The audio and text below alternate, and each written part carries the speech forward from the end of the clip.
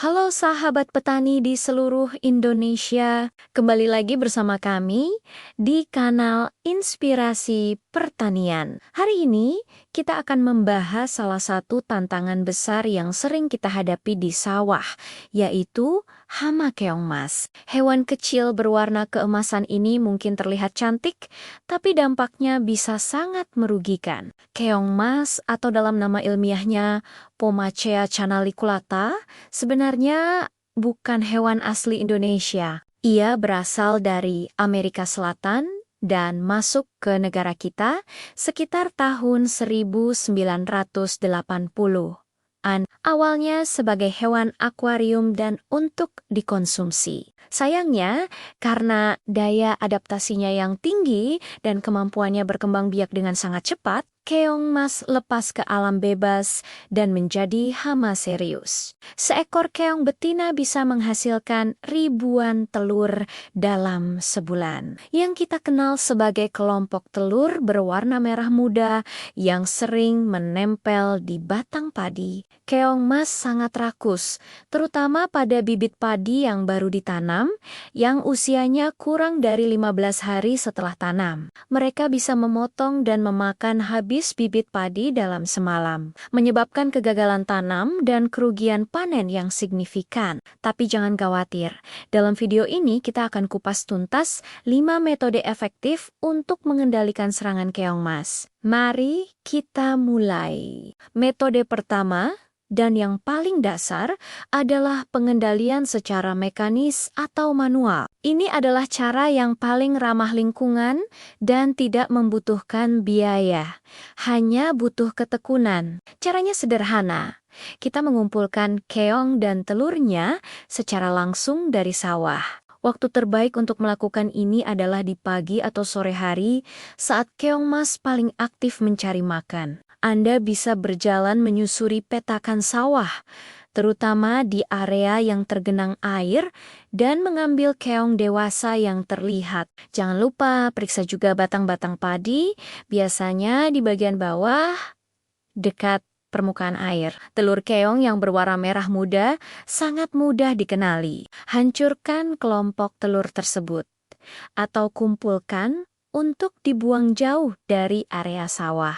Keong yang terkumpul bisa dimanfaatkan sebagai pakan ternak yang kaya protein, seperti untuk bebek, ayam, atau ikan lele. Ini adalah solusi ganda, hama terkendali, dan ternak mendapat pakan gratis. Lakukan kegiatan ini secara rutin, terutama pada 2 minggu pertama setelah tanam untuk menekan populasi keong sejak dini. Selanjutnya, mari kita bahas metode kedua, yaitu teknik budidaya yang tepat.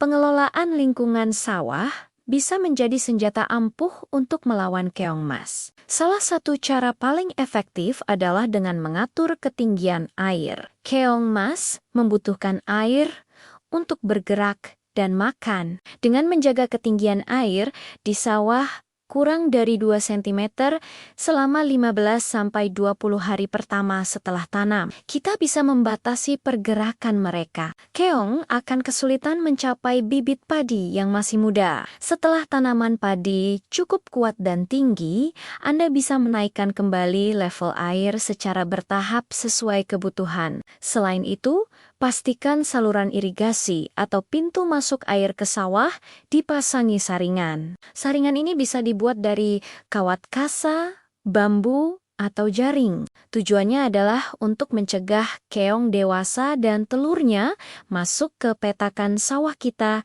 dari saluran air utama. Jangan lupa juga untuk membersihkan gulma di sekitar pematang dan saluran air, karena tempat-tempat tersebut sering dijadikan lokasi persembunyian dan tempat keong bertelur. Metode ketiga adalah pengendalian secara biologis. Ini berarti kita memanfaatkan musuh alami keong mas untuk mengendalikan populasinya. Alam sudah menyediakan predatornya sendiri. Salah satu yang paling terkenal adalah bebek. Menggembalakan bebek di sawah, terutama sebelum tanam atau setelah panen, adalah praktik yang sangat efektif. Bebek sangat suka memakan keong mas ukuran kecil hingga sedang. Jika kondisi memungkinkan, Anda bisa melepas bebek ke sawah yang sudah ditanami padi setelah usia tanam lebih dari 3 minggu. Saat batang padi sudah cukup kuat, selain beberapa jenis ikan seperti ikan mas atau ikan lele juga bisa membantu memangsa keong jika dipelihara di perit-perit sekitar sawah. Metode ini menciptakan ekosistem yang seimbang, di mana populasi hama bisa terkendali secara alami tanpa merusak lingkungan. Ini adalah investasi jangka panjang untuk kesehatan sawah kita. Sekarang kita masuk ke metode keempat, yaitu menggunakan atraktan atau pemikat nabati. Ini adalah cara yang cerdik untuk mengumpulkan keong mas di satu titik agar lebih mudah diambil. Keong mas ternyata sangat tertarik pada aroma dari beberapa jenis tanaman. Anda bisa menggunakan daun pepaya, daun talas, daun singkong, atau bahkan kulit buah nangka. Caranya, tebarkan daun-daun atau bahan pemikat tersebut di beberapa sudut sawah, terutama di dekat saluran masuk air pada sore hari. Keesokan paginya, Anda tinggal mendatangi lokasi tersebut dan akan menemukan banyak keong berkumpul. Kumpulkan semua keong tersebut untuk dimusnahkan atau dijadikan pakan ternak. Metode ini jauh lebih efisien daripada harus berkeliling mencari keong di seluruh area sawah. Ini adalah cara yang murah, mudah, dan sangat efektif untuk mengurangi populasi keong secara signifikan. Metode kelima, dan ini adalah pilihan terakhir, adalah pengendalian secara kimiawi dengan menggunakan moluskisida. Perlu kami tekankan, penggunaan pestisida kimia harus dilakukan dengan sangat hati-hati dan bijaksana. Gunakan hanya jika serangan keong mas sudah sangat parah dan metode lain tidak mampu mengendalikannya. Pilih moluskisida yang terdaftar dan direkomendasikan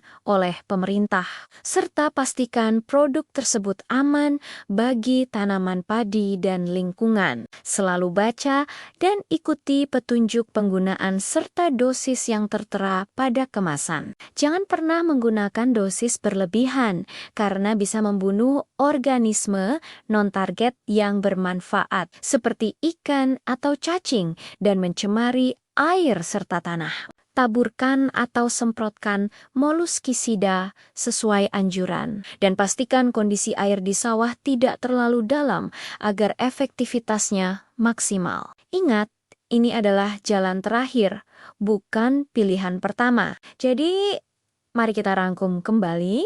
Kita telah membahas 5 metode pengendalian hama keong mas. Mulai dari pengendalian mekanis dengan mengumpulkan keong dan telurnya, teknik budidaya yang tepat, seperti mengatur ketinggian air dan memasang saringan. Pengendalian biologis dengan memanfaatkan bebek atau ikan, penggunaan atraktan nabati seperti daun pepaya, hingga pilihan terakhir yaitu pengendalian kimiawi yang bijaksana. Kunci keberhasilan adalah pendekatan terpadu. Jangan hanya mengandalkan satu cara, kombinasikan beberapa metode ini untuk hasil yang optimal. Misalnya, pasang saringan di pintu air, atur ketinggian air di awal tanam, sambil rutin mengumpulkan keong dan telurnya setiap pagi. Pendekatan ini lebih berkelanjutan dan ramah lingkungan. Untuk semua sahabat petani, menghadapi hama memang tidak mudah, tapi jangan pernah putus asa. Dengan pengetahuan yang benar, kerja keras, dan semangat kebersamaan, kita pasti bisa mengatasi tantangan ini. Sawah kita adalah sumber kehidupan. Mari kita jaga bersama-sama. Semoga informasi ini bermanfaat dan bisa membantu meningkatkan hasil panen kita semua. Terima kasih sudah menonton. Jika Anda merasa video ini bermanfaat, jangan lupa untuk menekan tombol suka, bagikan ke teman-teman petani lainnya, dan berlangganan kanal ini untuk mendapatkan lebih banyak tips dan informasi seputar dunia pertanian. Sampai jumpa di video berikutnya. Tetap semangat dan salam petani Indonesia.